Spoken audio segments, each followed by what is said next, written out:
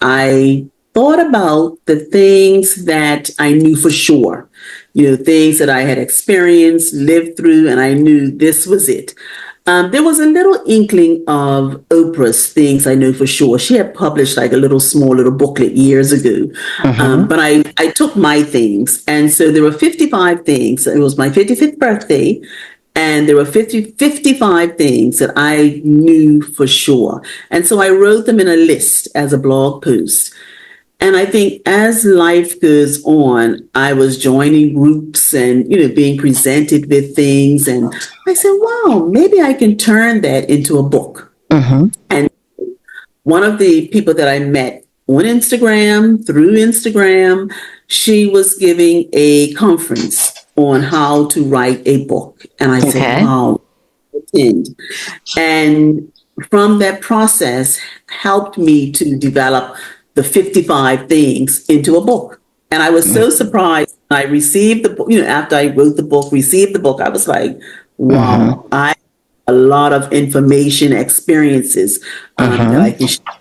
So that was my process. So, can you tell us a little bit about what the book is about? What can people learn from it? There are three sections, I guess, that I divided the book up into. And Mm-hmm. the first section is how to develop positive life habits. I think that when you have certain habits, it can carry you through life. You have a system, you have a pattern. Another section is be open to new ideas. That Mm-hmm. was something that I found very important, during the pandemic, because I think everybody may have, thought of, you have to come up with other ideas to just manage through. And the last portion of my book is plan for the future, because you just don't want to be stagnant. You want to Right. be able to plan for the future, have some ideas for moving on. And so Mm-hmm. those are the three sections that I have in my book. And so I give tips on each one, different things, being open, different habits, and how to plan for the future. Now, I want to go back to what you were saying about the seminar that you took on the book when you learned about that. Can you tell me a little bit about what that seminar taught you about book writing? Did you have any ideas about how to structure a book in the past or how to put it together? What was the seminar about? So to be very honest, I'm a reading teacher, reading specialist, but I Okay. never thought that writing was something that I was good at, Mm-hmm. that I was able to do. And even though I coach teachers on how to teach their children how to write, I never felt that was something that I can do. Mm-hmm. And so by following this person on Instagram, I said, okay, she sounded like she gave a blueprint, a step by step method on writing a book. I'm a person that needs step by step. Mm-hmm. Don't give me the broad topic. I need little step by step. And because of that, I said, okay, this sounds like me. This sounds like something I need to take my ideas into book form. And after taking many of her free Mm-hmm. workshops online, I said, Right. okay, this is something now that I need to pay for to get more of. Mm-hmm. And that's how I got to, go to the session. So, can you share maybe a core message from the book that tells us about a pivotal moment or lesson in the book? The overall message in my book is working on or changing your mindset. Mm-hmm. And a pivotal moment for me that I discuss briefly in the book, I had signed up for it was the Art of Manifesting course. Okay. It was by a local back home. And the beginning of, I think it was a 6-week course. Mm-hmm. The beginning of the sessions, she said, I have 2 tickets to give away to a workshop to participants. Mm-hmm. And the minute I heard that, I said, I'm not going to win. I don't win anything. That was me. By the end of the session, and it was maybe like an hour and a half, with her speaking about mindset, what you say to yourself, what you write. I was saying at the end of the session, I am so glad and grateful for the person that wins. And I felt it and I believed it. And every single session, I said that. At the end, when she mentioned, I have 2 tickets. And on the last day, after the 6 weeks, she was doing the giveaway. I believe I was driving at the moment and I said, let me stop to find out who the winner is. And I said, I'm so, grateful that this person wins. She said she had these 2 tickets. She said the name. I don't know if my name was first or second, but she said my name. And to be very honest and transparent, I cried like a baby. It was that moment that I felt how changing your mindset, changing your words, believing it can happen. Right. And since that moment, just shifting the words that I say, the things that I write, things have happened. Right.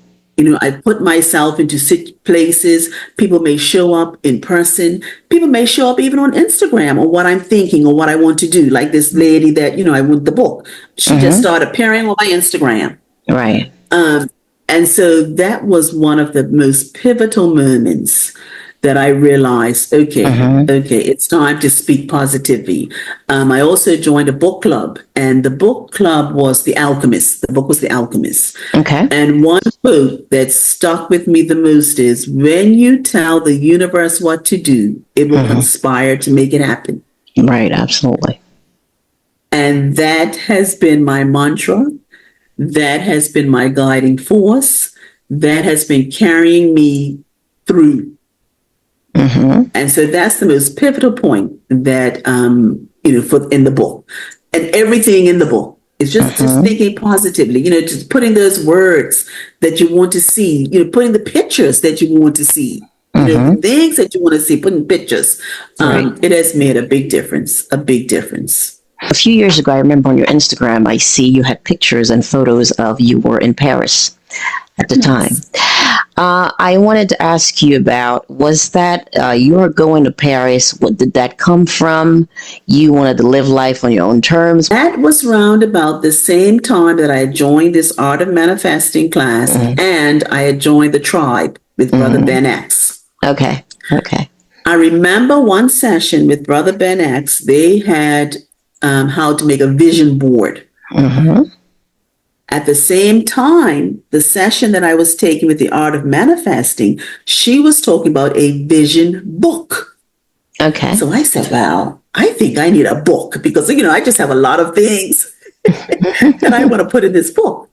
So I bought a book. I just put different places. I started with places I had been before. And then I said, okay, let's just think a little bigger. And I had a picture of Paris. And I remember writing in the Eiffel Tower.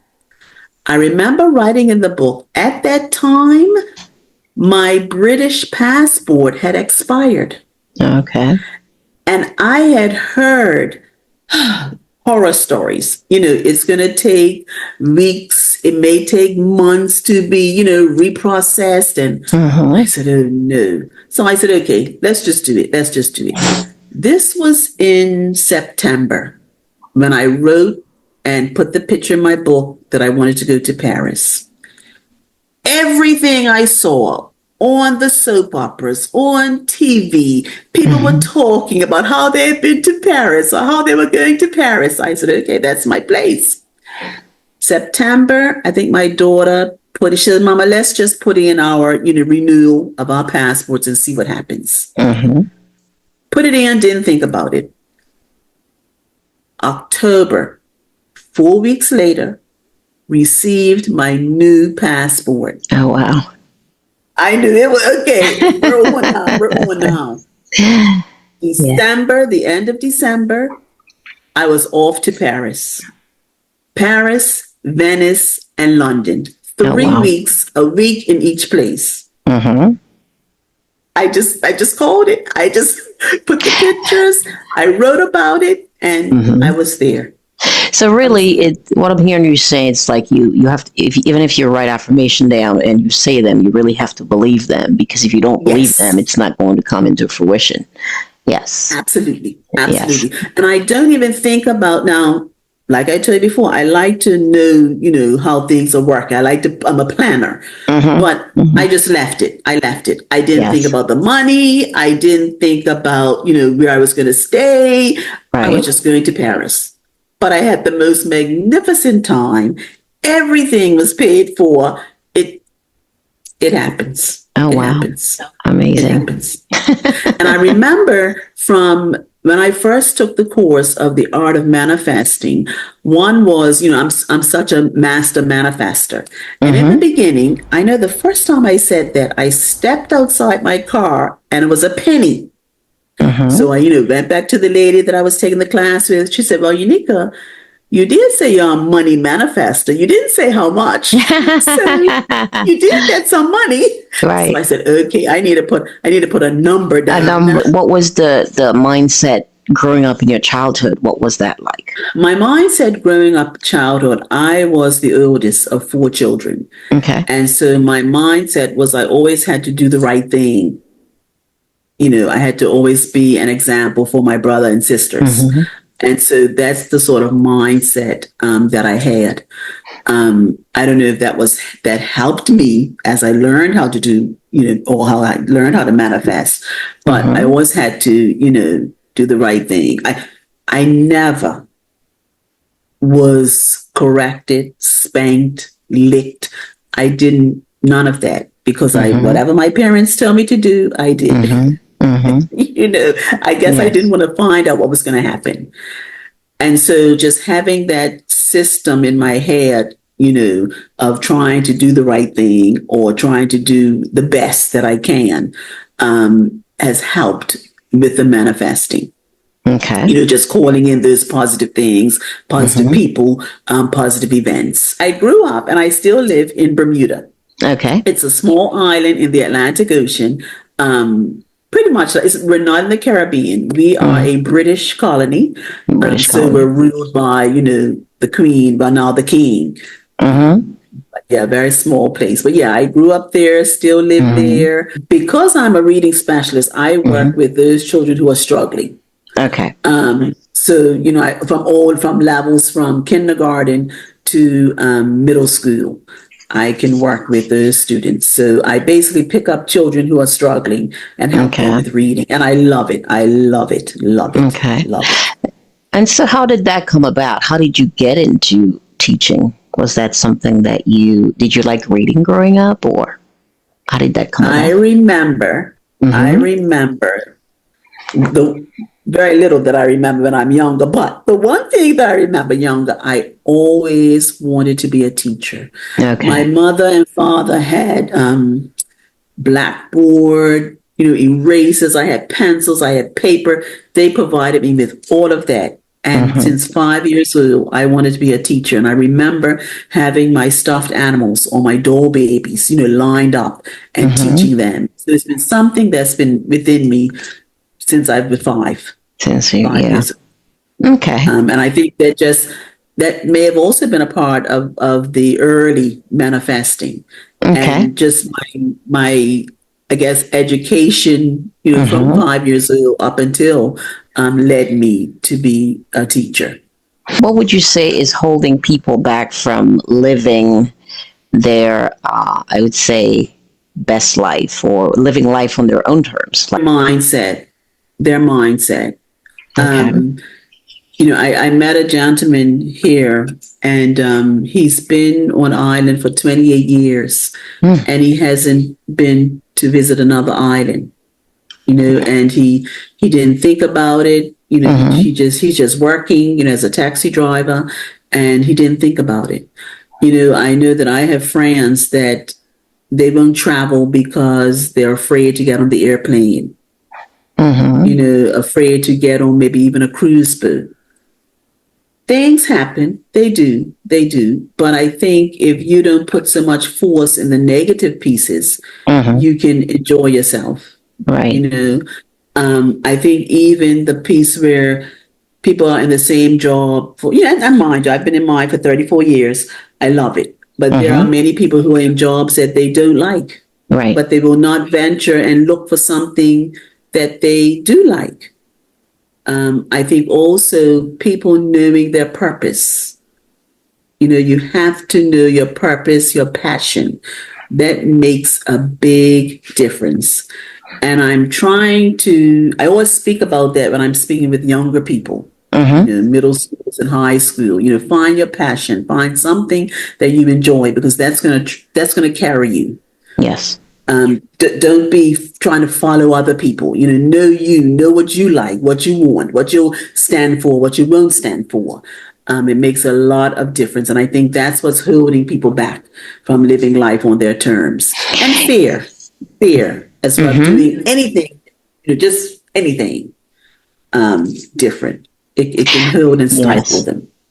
Yes, I like that word that you use, purpose, because I'm really big on that. This is something I didn't know myself growing up, but I found Yes, as I got older. What are some of the things yes. that people could do to find their purpose? First of all, sitting within, sitting quiet, getting quiet, Mm-hmm. sitting within, sitting in nature, going to the park, going to a beach, just sitting in nature, maybe making a list of things they like the best. Mm-hmm. What do I like to eat the best? What's my favorite food? What's my favorite place?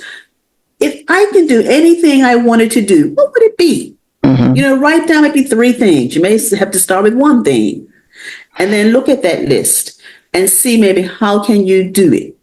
How can I make a step?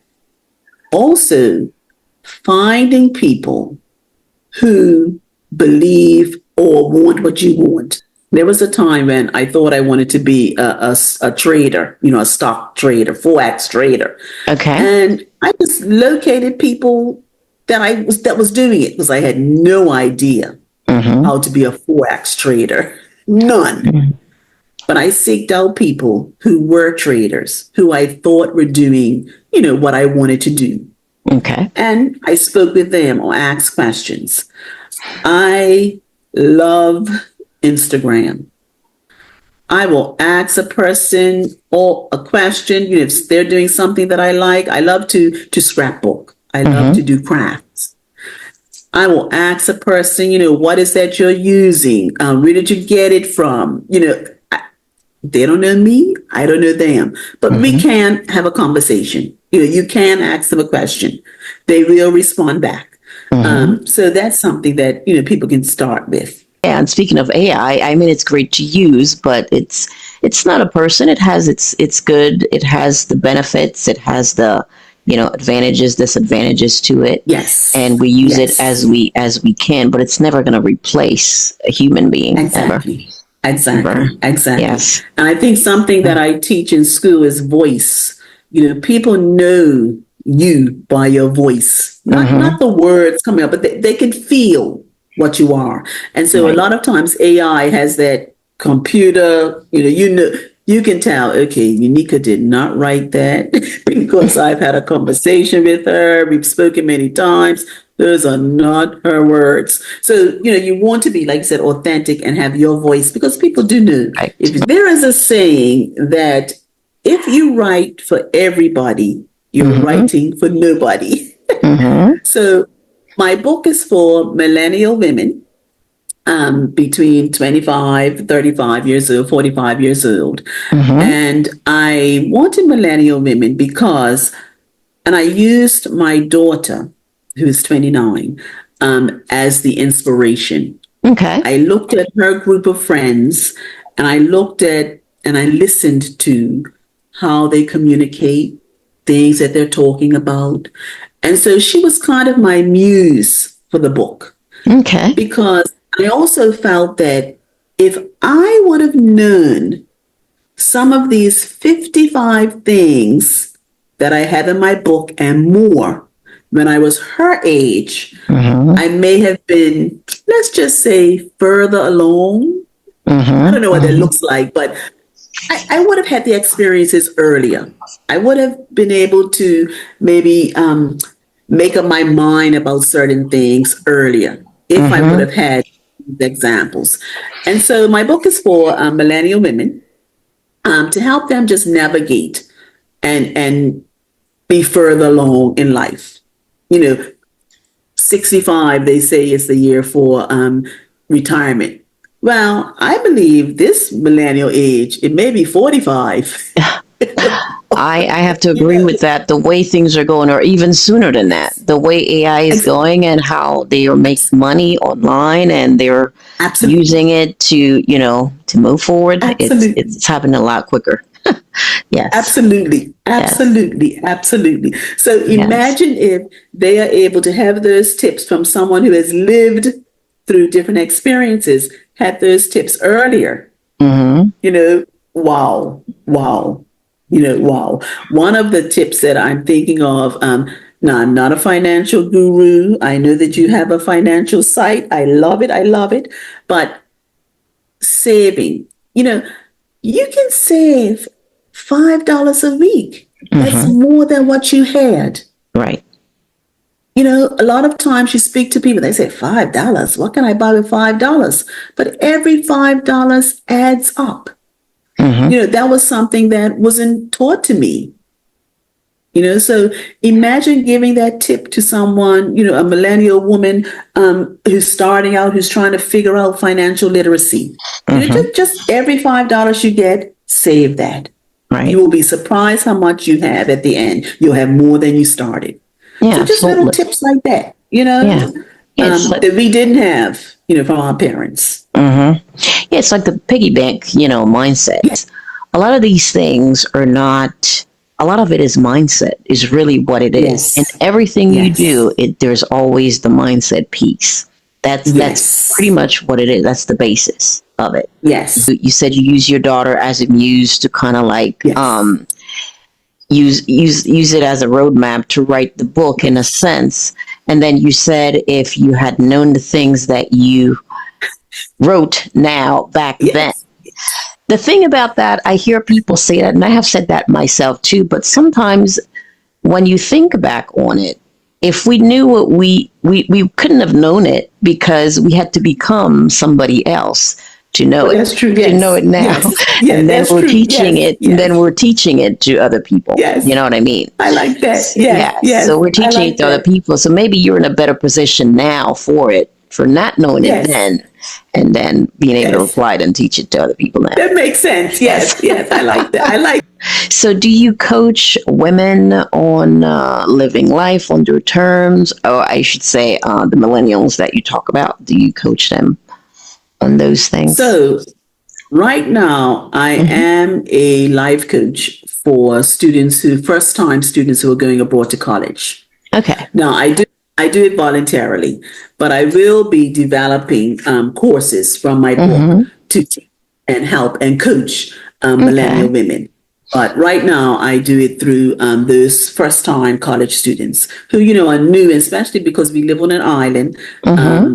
All of the students are going abroad, and that's a whole different experience as well. When you're used to living on an island, and then you're going to United States or you're going to United Kingdom, it's a different ball game. Different Hmm. ball game. So right now, I coach for free for the college students going abroad, but I will Okay. be developing and coming out with my courses for millennial women. You just said something that reminded me of something. You said, I coach for free. I'm doing it as a volunteer thing. Recently, I came across a post that I saw about doing a volunteer coaching for colleges. So I signed up for it. Okay. The reason I signed up Oh, for it is I said to myself, sometimes you have to pay your dues first. It's not yes, always, yes, I mean, do we need money to live, to pay bills, to do all these things? Yes, we do. But yes, sometimes you yes, have to pay your dues first. And yes, it's something that you can give back to a community. yes, You know, that yes, was one of the things I yes, learned in college about giving back to the community, and I didn't understand what that meant. I'm like, why do we have to give back to the community? What? yes, But as I grew older and I understood, I did more research. I yes, understand that the paying forward, it comes full circle. yes. Comes full Yes, circle. Yes. absolutely, absolutely, Yes. absolutely, yes. And like you said, everything, yes, we need money for bills, but everything is not money. You'll be surprised who you meet. You just feel good even, Mm-hmm. helping someone else. Yes, So yeah, it's yeah. I don't mind. I don't absolutely. mind. I love it. I love it. I love it. That's good. Well, I can tell it's in you. It's in your blood Yes. to Yes. the Yes. teaching. Yes. Yes. When you Yes. talked about the millennial, I wanted to ask you, how do you find the difference between the millennial in the Caribbean or Bermuda versus in the U.S.? Are they more receptive to living life on their own terms? What is the comparison there? I found because I travel a lot, we're all the same. Hmm. All the same. Millennials, I think, from the island point of view, they bolder. They're more willing to take that chance. They don't have that fear, Hmm. that we have. So yeah, they are living life on their terms, but I want to say, maybe I shouldn't use this, but sometimes reluctantly, sometimes very careless, where sometimes maybe some refinement may help Hmm. Hmm. to make it more meaningful. Like they have no fear whatsoever. Right. But if, they just turned it down just a touch, but hey, they're living life on their terms. So Right. there we go. There we Right. go. There we go. So what do you think? What do you think their sense of no fear comes from? I think that they've seen their parents live a life of maybe fear, shelter, struggle. Hmm. And now that they have more opportunities, they're going to just go the other end and take full advantage. Hmm. I saw mama work all, these years, or daddy work all these years, and they didn't go on trips and they didn't go here. I'm going to Hmm. go on every trip I can, Right. you know. Right. And then for us and our parents, we felt that we were saving for the future. They Hmm. feel that, something, I'm living right now, Right.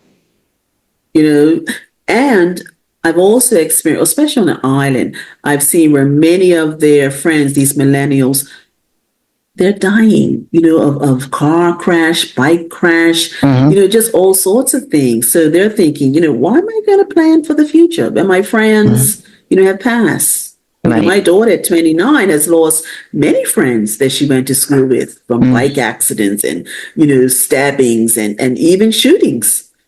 So Hmm. they're thinking, I'm not going to wait for the future. I'm going to Right. live right now.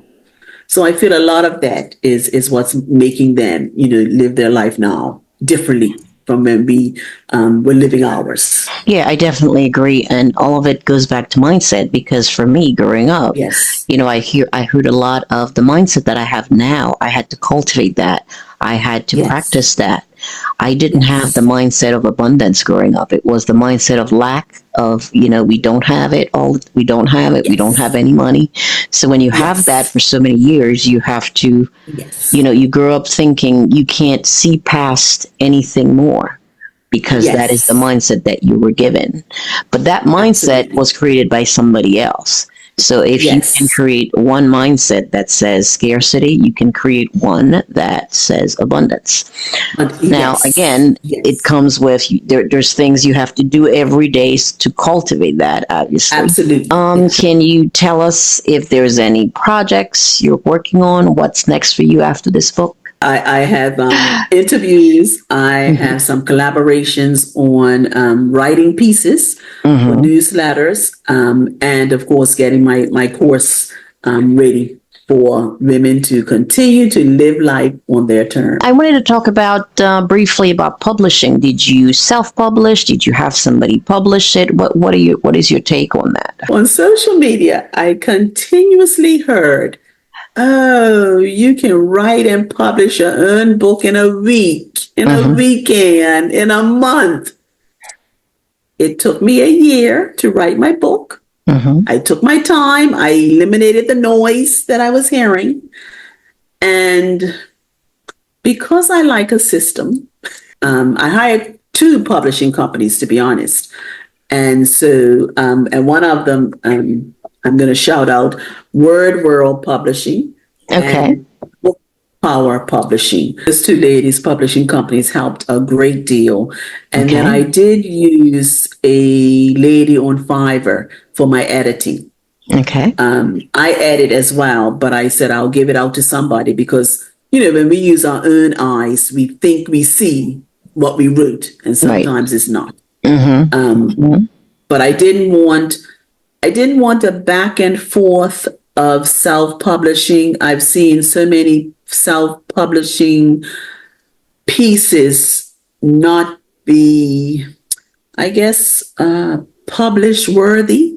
Sometimes we try to do Okay. things ourselves and it's Mm-hmm. new to us. And, so I said, well, I didn't want that mistake to happen. Now, mind you, I am thinking of another book. I have a couple of titles running around me, but I probably will self-publish because now I know, where to go, how to do it, all Mm-hmm. of that.